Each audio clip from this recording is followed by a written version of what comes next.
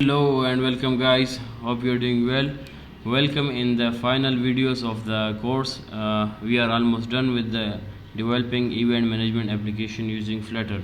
So that's a good news for you guys that we are almost near to the end of the course. Alright, so what we will be learning in this video. So let me explain.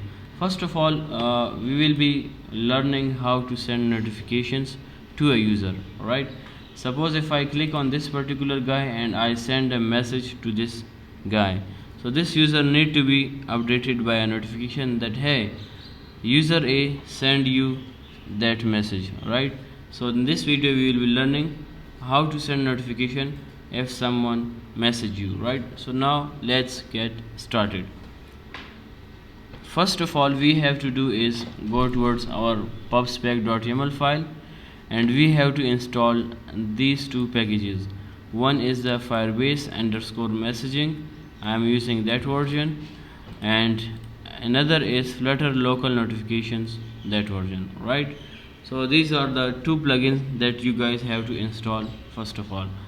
And after installing these plugins, you have to move toward the android manifest.xml file. Let me close this. Okay, in this file this you have to add this metadata. This is the requirement of the local notification plugin, as they have told in the documentation that this is required to be placed inside android manifest.xml file, right? I will provide the source code, so don't worry for now, focus on learning.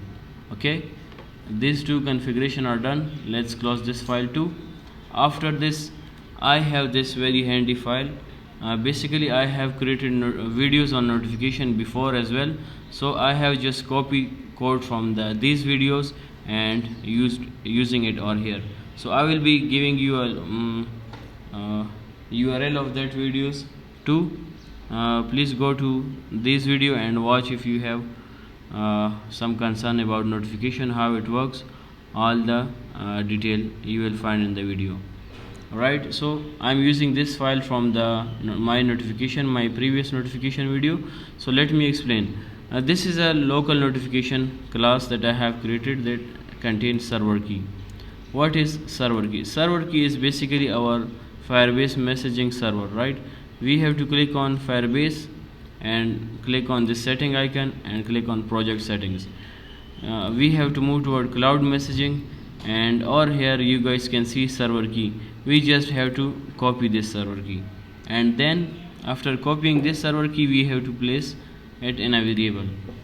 After this I have these two variables, this single variable Flutter local notification, which I am creating an instance, and this is creating object, right? And then I have a function of initialize.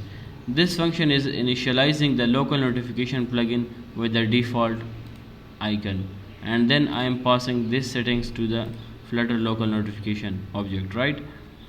After this I have a method, display. It takes a remote message. Whenever user got message from the Firebase, so this message is of type remote message, and it will be sent it in this particular method, and all the handy stuff is handled over here. And we are basically generating a local notification and then we are showing it to the user. After this we have another function, send notification. This function takes three parameters: title, message and token. Okay, so focus on these three things. Title is the title of the notification, also message belong to notification, and this token is basically representing a user. Suppose in this case I have sent a message, hi. Okay, hi message is sent.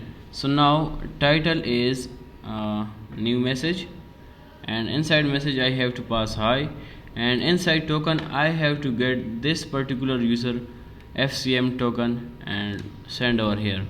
So this is the detail of how sending notification to the user. You just have to watch the previous video and you guys will understand. And inside body I am just sending token and then the notification data, and priority is high. If it's done, we are sending with notifications, right? And last method that we have is store token. How we will get that FCM token for the specific user? We just have to call this method firebase messaging dot instance dot get token. This basically gives us the token for the current login user, and then we are storing inside the user document, inside user collection, with the key FCM token. So you guys have to just copy and paste this file into your code, and after this we have to move toward main.dart file. This is where our application get running. Okay, so here you guys can see I have added these two things, right? From the local notification service, from this file I just call the initialize method that basically initialize local notification service, and also I have called firebase messaging on background message. So if the app is closed, okay, when someone send you message, so you will be also notified. Okay, and here I am passing firebase messaging background handler. This is just a simple function that takes remote message, and I'm doing nothing over here, just printing the data and notification. Okay, after this we are done till here. We just have to close main.dart file too, and the last step that we have to do is move toward bottom bar view. This is basically this view where the bottom navigation bar is contained. Over here you guys can see I have init state method. Inside that init state method I have placed 3 line of code. Okay, number one is this. We just have to call firebase messaging dot instance dot get initial message. Okay, and then we have to call firebase messaging dot on message dot listen. Basically when we get any message from the firebase, we will just listening to it. Okay, and if notification is not null, I'm just printing and it is not required. Let's remove this. Okay, I have removed. Whenever we get any response from the firebase messaging, we just calling local notification service dot display. If you guys can see, I have created already a method of display and sending a remote message instance over here. Okay, let me explain again. And after this I have local notification service dot store token. Store token is doing nothing, just taking the FCM token for the specific login user and store that token into their document. That's it. We have to do nothing more. Let's consider, or let's work on the messaging now. We have to move to the messaging screen, right?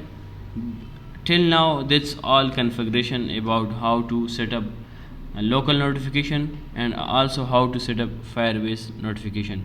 So we just connected firebase notification with our local notification, and that's all about setup. So now let's move toward actual implementation in the next video.